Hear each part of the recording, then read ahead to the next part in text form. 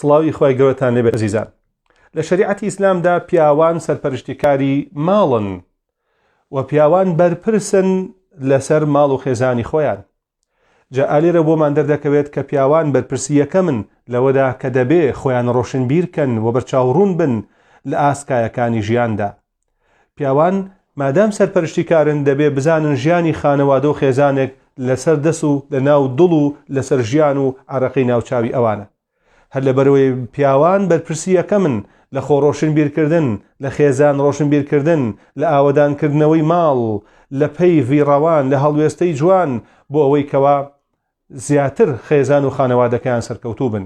ئەی پیاو تۆ بەڕێوەبەری ماڵی واتە سەرپرشتیارێکی یەکێکی لە کۆمپانیا گەورەکانی ژیان کە خێزان و خانەوادەیە.